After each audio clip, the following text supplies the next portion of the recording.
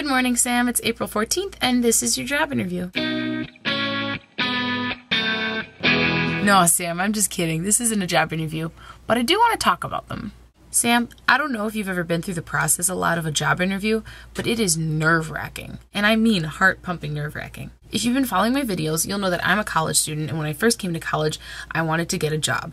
And the specific job was a front desk assistant. Side story. Once upon a time, Emily decided that the best thing that she could have ever been doing with her afternoons was spending time underneath a desk in the study while my brother played video games. What did I do? I sat through my brother's drawings and notes and I organized them. Not kidding. I thought it was like the greatest thing to do because I wasn't bothering him and he wasn't annoyed by me, but I was still kind of with him and hanging out with him, so I thought it was the greatest job in the world. So while he would sit there playing his video games, probably Harry Potter or Oregon Trail, I would sit underneath the desk over there and just sort through his papers. What was Emily when occupation day came to the second grade? A secretary. I'm a little disappointed in the imagination of my second grade self. But I digress. The front desk assistant job. Clearly this was something that I thought I could totally do. Fast forward to the actual interview.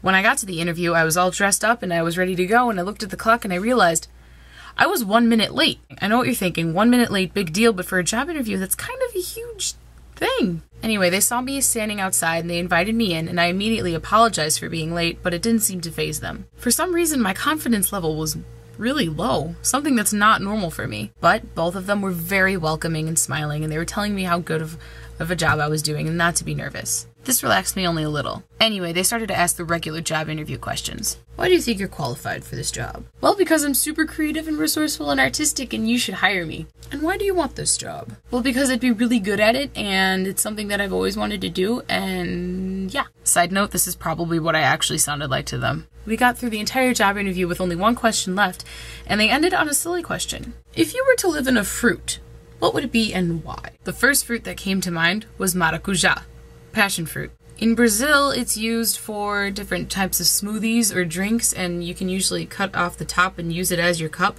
but I wasn't about to mention alcoholic drinks to my maybe future employers. I blanked. For some reason, I just could not come up with anything.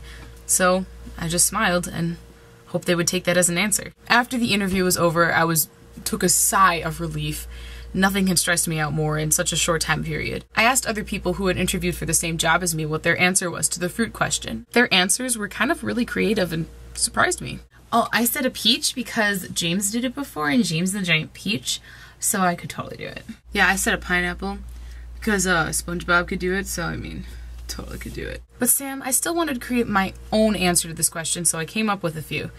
A pomegranate, because I would have as many rooms as possible. An orange, because it would always smell nice. And an avocado, because who wouldn't want an endless supply of guacamole? Come to think of it, I'm gonna go with avocado. That would be awesome.